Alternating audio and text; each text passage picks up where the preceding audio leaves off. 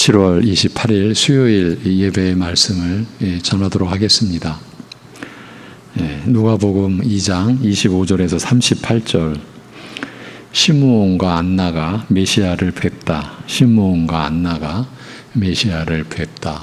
누가복음 2장 25절에서 38절을 본문으로 말씀을 전하겠습니다. 기도드리겠습니다. 죄인들을 위하여 아들을 내어주신 아버지 하나님,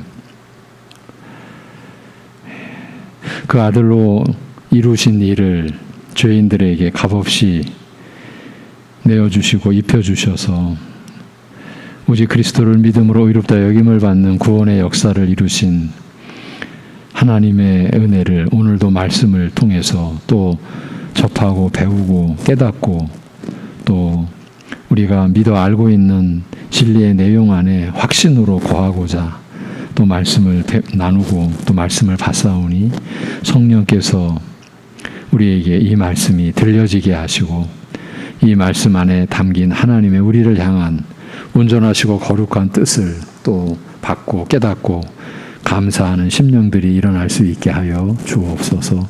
예수님의 이름으로 감사하며 기도하옵나이다. 아멘.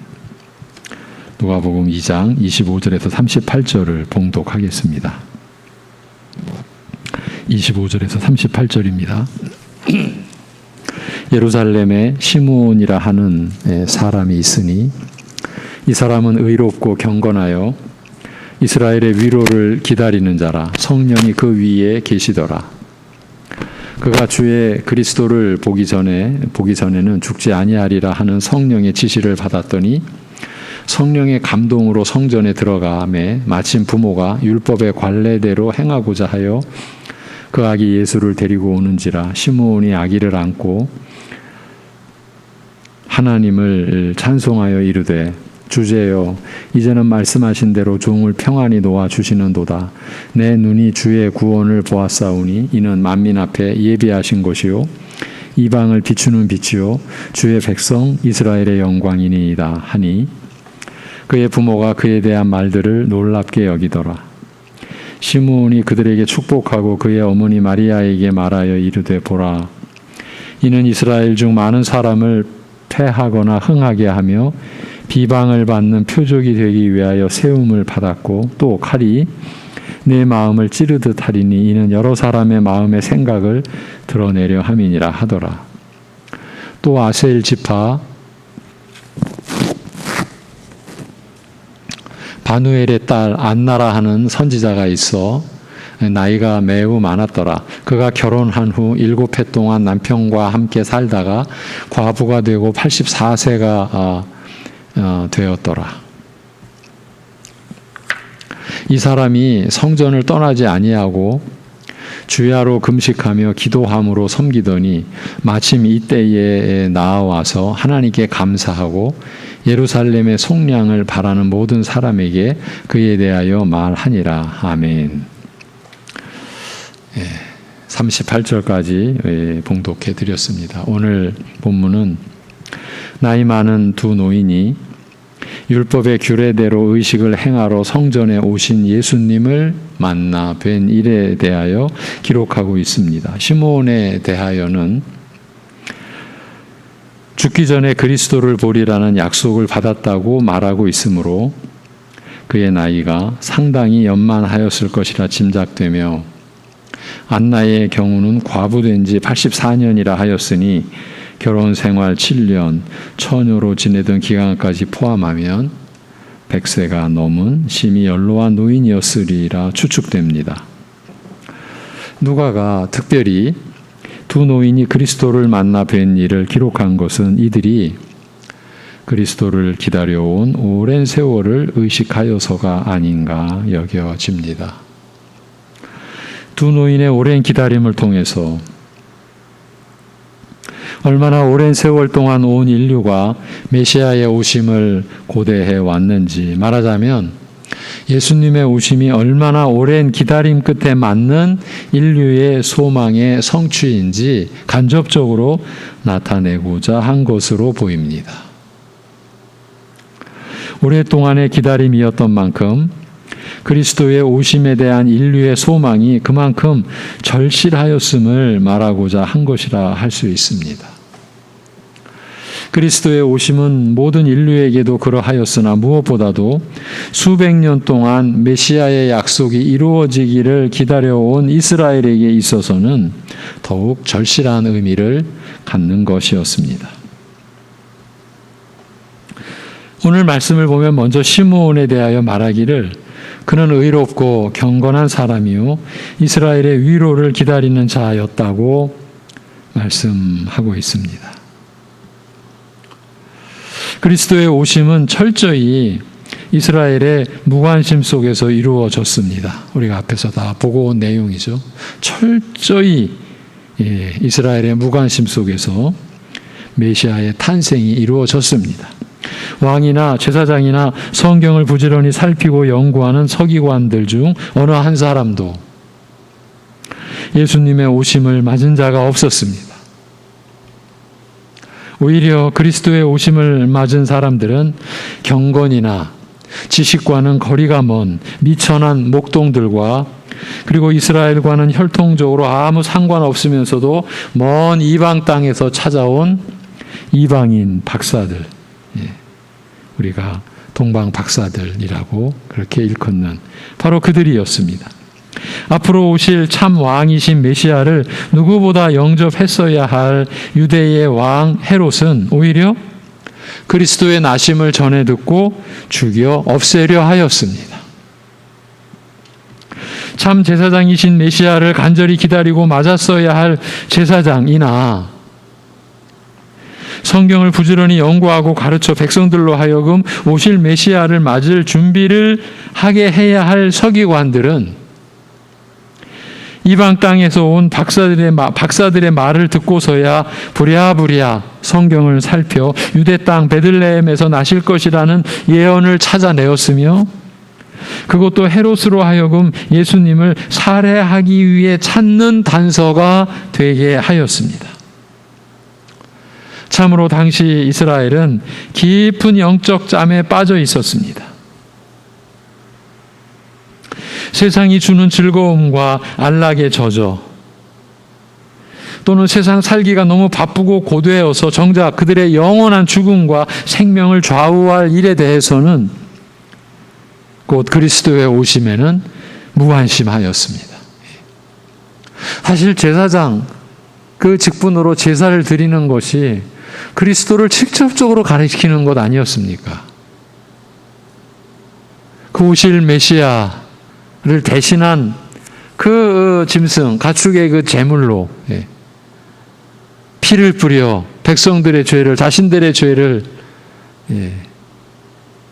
속함받는 그러한 제물을 드리는 이 자체가 바로 오실 메시아 그리스도의 그 사역의 본질을 가리키는 하나님의 참 놀라운 그러한 지혜 아니었습니까? 그런데 그 제사를 섬기는 제사장들이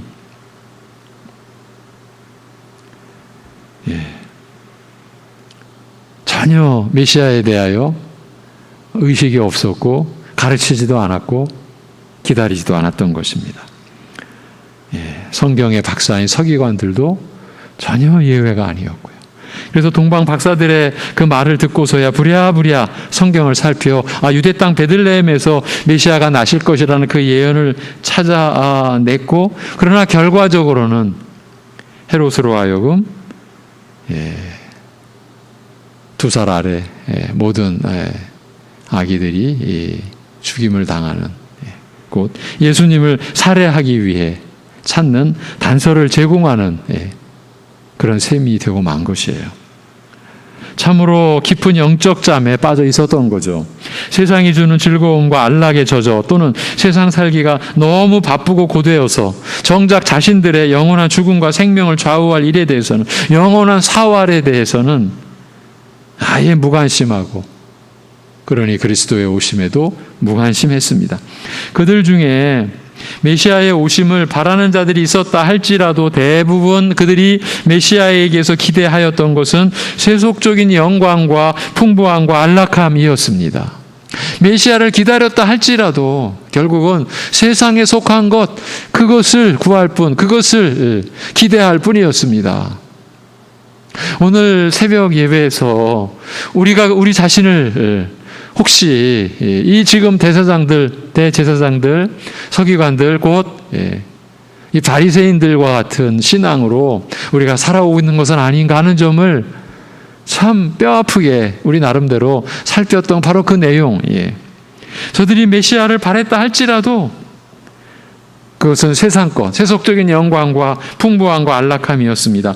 너희가 나를 찾는 것은 표적을 본 까닭이 아니요 먹고 배부른 까닭이라. 오병이어의 이적 뒤에 자기를 쫓는 무리들에게 예수님께서 친히 하신 말씀이에요. 먹고 배부른 까닭에 나를 쫓는 것이 아니냐. 이처럼 하나님께서 그들에게 주시고자 하였던 의와 신령한 나라에 대해서 무관심한 이스라엘, 특히 그 지도층을 하나님께서도 외면하셨으며 오히려 그들에게서 버림받고 멸시받는 비천한 자들을 찾으셔서 구세주 나심의 기쁜 소식을 천사에게서 전해 듣게 하셨습니다. 그리고 먼 이방 땅의 박사들을 별을 통하여 부르셔서 그리스도의 오심을 맞이하게 하셨습니다. 대제사장, 서기관들 어찌 된 겁니까? 어디에 가 있는 겁니까? 그들은 메시아의 오심과 전혀 무관했습니다. 무관심 속에 있었습니다. 아무것도 알지를 못했습니다. 하나님께서 저들에게 주시고자 했던 그 의와 그 신령한 나라, 그 하나님에 대하여 저들은 무관심했습니다. 그래서 세상에 속한 안락과 그 속에서 자신들이 즐기는 그것에 온전히 빠져 있었습니다. 오늘 우리는 어떻습니까? 하나님이 우리에게 주시고자 하시는 의와 그 신령한 나라를 우리가 받은 그 은혜에 대한 감사가 우리의 삶에서 어느 정도입니까? 어느 정도 위치를 차지합니까? 너희는 먼저 그의 나라와 그의 의를 구하라고 하신 이 말씀이 이렇게 연결이 되는 겁니다. 하나님 우리에게 주시고자 하시는 것이 그 의와 신령한 나라입니다.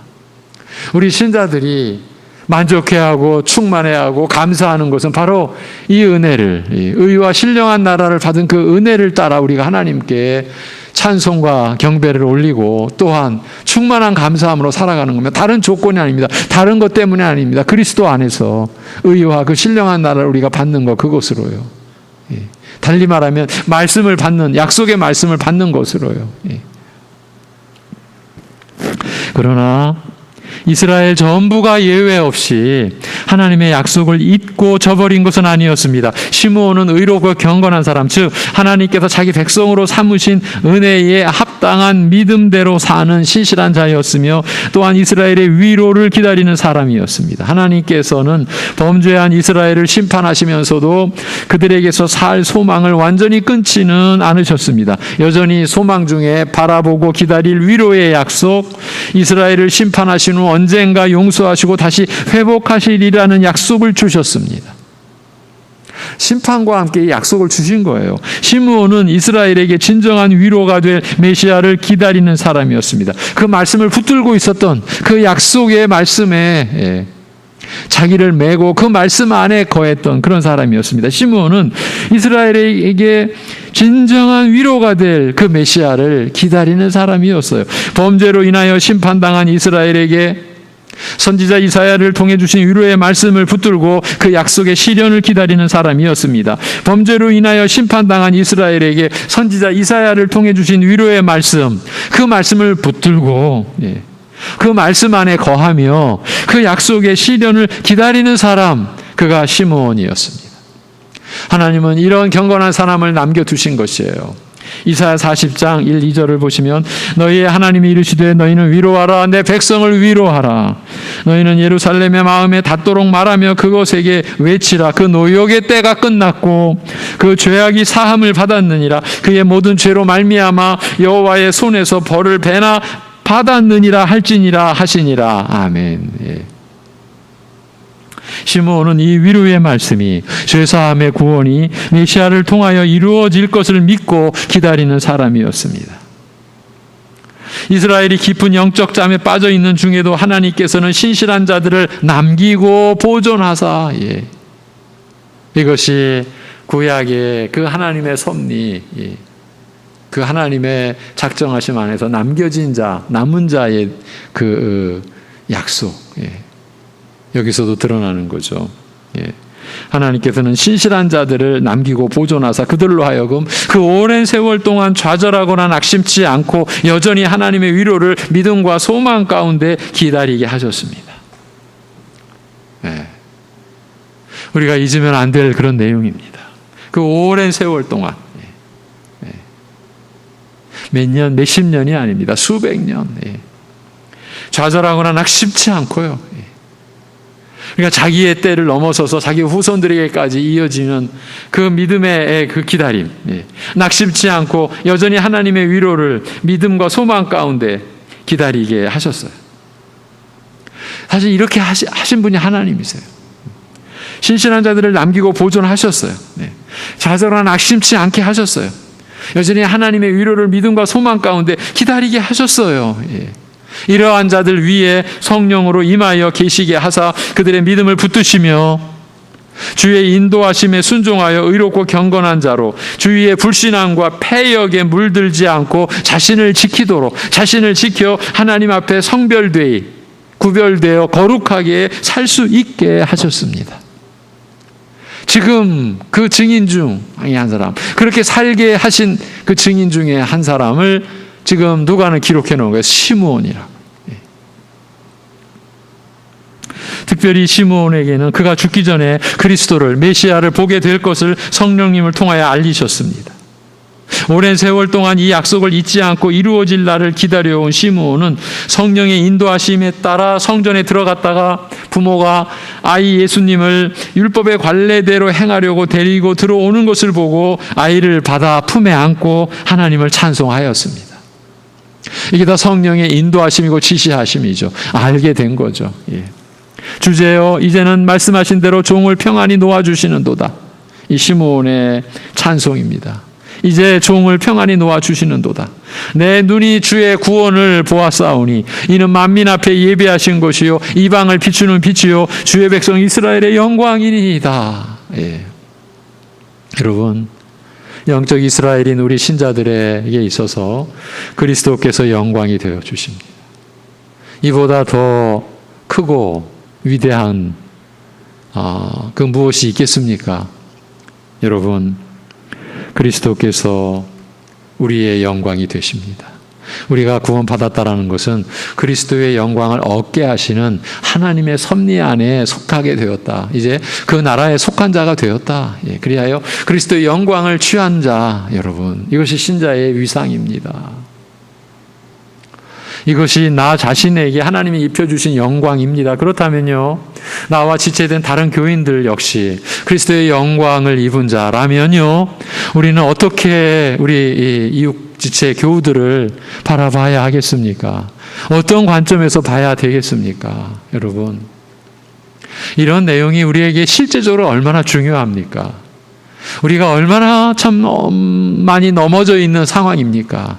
이러한 말씀과 전혀 무관하게 우리가 신앙생활 한다고 하면서 교우 관계도 순전히 우리의 성정에 따라, 우리의 기분에 따라, 우리의 주관에 따라, 좀 고급스럽게 표현하면 자기 가치관에 따라 고급스럽게 표현했다라고 하지만은 세상에 속한 거죠, 여러분. 다 세상에 속한 것입니다. 우리가 세상에 속한 자로 있으면 어떻게 되냐? 요한복음에서 말씀합니다. 죄 가운데서 죽으리라. 죄 가운데서 죽는다고. 요한복음 8장에 그렇게 기록이 되어 있어요.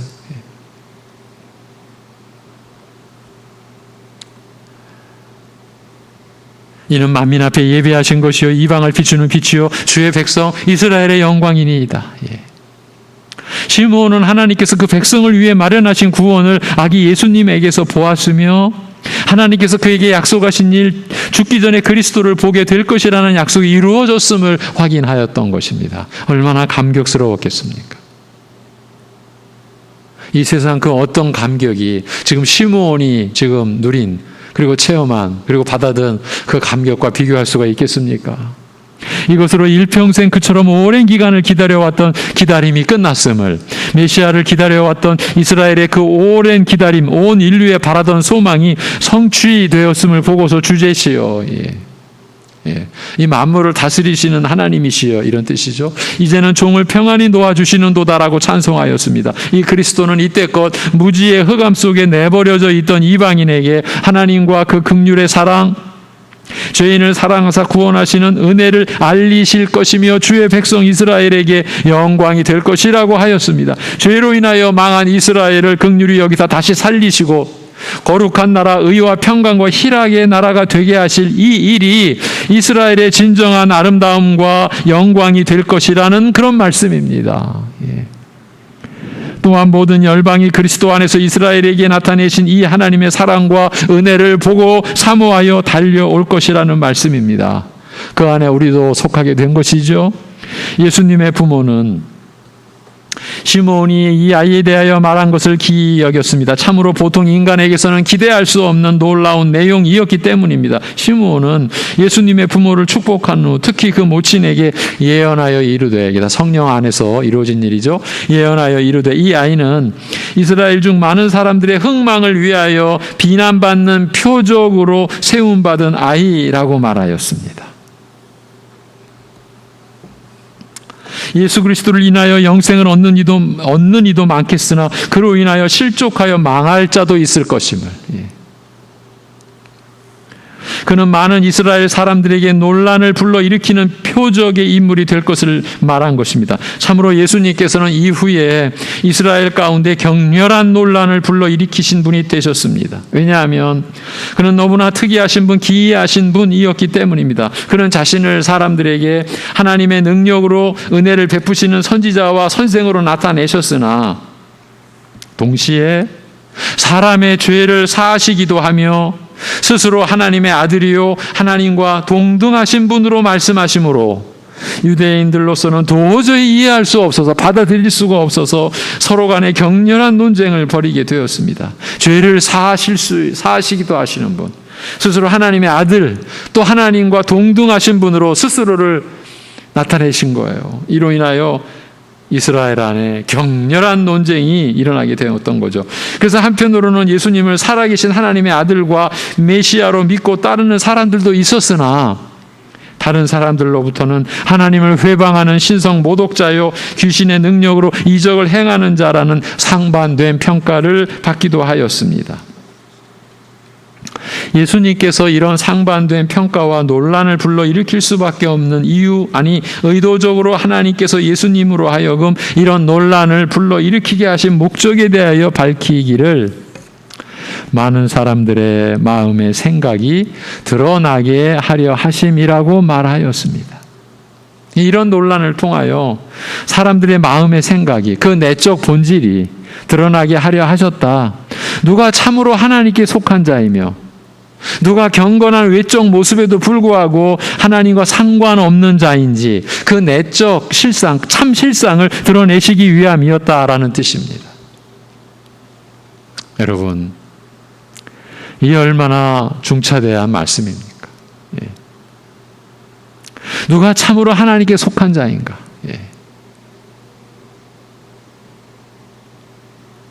바울 사도가 고린도 교회에 보낸 편지를 이제 끝내면서 그 고린도후서 마지막 장 13장에서 그리스도께서 자기 심령에 계신지를 시험하라, 그리고 확증하라. 참으로 각자 자신이 하나님께 속한 자인지 우리가 받은 말씀을 기준으로 삼아서 그 말씀을 통해서 우리 자신을 분별하라고, 우리 자신을 확증해 놓으라고. 누가 참 하나님께 속한 자인지, 누가 경건한 외적 모습에도 불구하고 다 바깥에서 보여지는 것으로는 사람들이 저분은 신자야, 하나님의 사람, 성도야 라고 그렇게 평가받음에도 불구하고 하나님과는 상관없는 자인지, 외적 경건과는 아무 상관없이 실제로는 하나님과 아무 상관없는 자인지, 아니면 하나님께 속한 자인지 그 내적 참 실상을 드러내시기 위함이었다라는 뜻이에요. 오늘 교회 안에서 예수님께서 말씀을 통해서 그 의도하심을 지금도 나타내고 계시는 거예요. 누가 하나님께 속한 자인지, 하나님 나라에 속한 사람인지 말씀을 통해서. 시므온은 이러한 논란과 갈등이 결국 어떤 결말을 초래하게 될 것인지 성령으로 미리 깨달아 모친 마리아에게 예언하되 칼이 내 영혼을 찌르리라고 하였습니다. 지금 시므온이 예수님의 모친 마리아에게 칼이 내 영혼을 찌르리라고 예언한 거예요. 사실은 인간적인 차원으로 보면 무서운 예언이죠. 다시 듣고 싶지 않은, 어쩌면 들었던 것을 기억에서 지워버리고 싶은 그런 고통스러운 기억이죠. 그렇게 예언하셨어요. 칼이 내 영혼을 찌르리라. 즉, 이 아들로 인하여 칼로 찌르는 듯한 고통을 겪게 되리라. 이 아들로 인하여 모친인 마리아는 칼로 찌르는 듯한 고통을 겪게 될 것을, 말하자면 예수님께서 어떤 비참한 죽음을 당하실 것인지 미리 밝힌 것입니다. 이것을 위해 오셨으니까요. 그런데 그 고난 속에서 어떤 비참한 죽음을 당하실 것인지 이렇게 시므온은 예언을 한 거예요. 성령님의 인도하심 안에서. 이스라엘 가운데 그 믿음을 지키며 신실하고 경건하게 살아온 자는 시므온 한 사람만이 아니었습니다. 결혼한 지 7년 만에 남편과 사별하고 84년 동안 과부로 지내면서 성전을 떠나지 아니하고 밤낮으로 금식과 기도로 섬긴 안나 같은 여성도 있었습니다.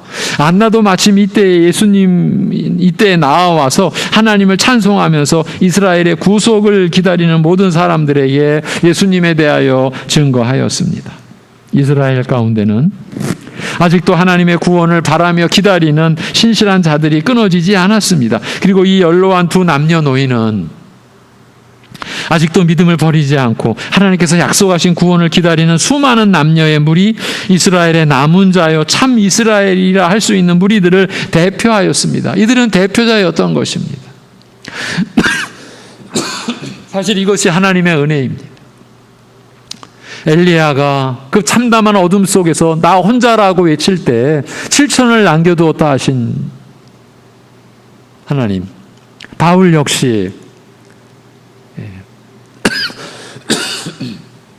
평생을 한 길로 오직 복음의 사도로 그 진리의 말씀, 구원의 복음을 전하고자, 그리고 진리를 흐리고 진리를 회방하려는 대적들과 결코 타협하지 아니하고 오직 복음에 순전한 그 진리의 말씀을 지켜냈던 바울도 엘리야와 똑같은 심정을 경험했고, 그에게도 엘리야에게 주신 남은 자 7천의 그러한 믿음을 주셨던 걸 우리가 기억을 합니다.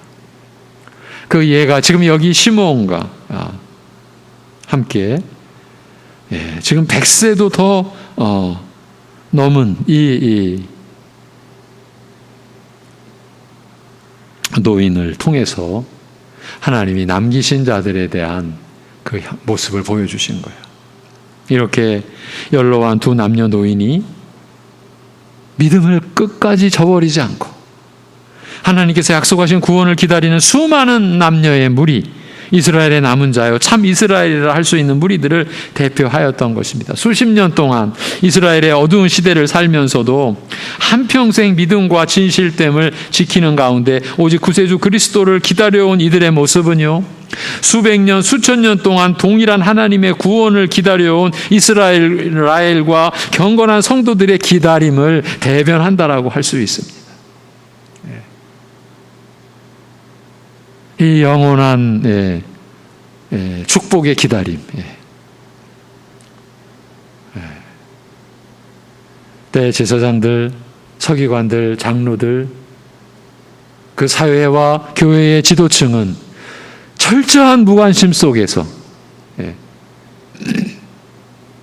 메시아의 오심을 외면해야 했고 외면할 수밖에 없었고, 또 그 메시아께서 성장하면서 행하시는 구원의 역사를 건건마다 대적하고 회방하고, 그렇게 영적으로 어두운 이스라엘 안에, 그러나 하나님의 은혜로 남겨진 이 경건한 믿음의 족속들, 하나님 나라에 속한 자들이 있어 왔다라는 거죠. 그리고 그들이 그토록 기다려온 메시아, 이스라엘 역사의 수백 년, 수천 년 동안 동일한 하나님의 구원을 기다려온 이스라엘과 그 경건한 성도들의 기다림, 그 기다림을 이 두 연로한 노인이 대표하고 대변하는 그런 기록을 누가는 남겨놓은 거예요. 우리는 이러한 기록을 통해 하나님의 은혜를 보게 되는 거예요. 하나님의 은혜를 붙잡게 되는 거예요. 그 은혜가 우리에게도, 나 같은 것에게도 임하여서 그 메시아를 대망하는,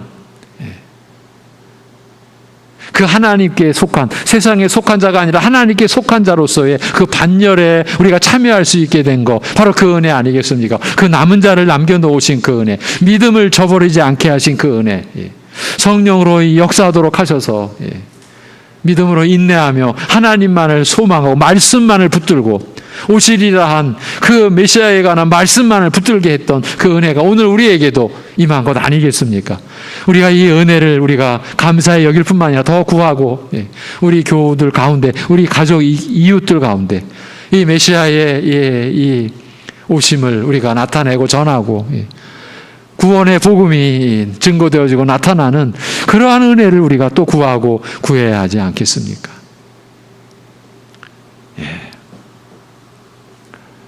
기도하겠습니다. 하나님 아버지,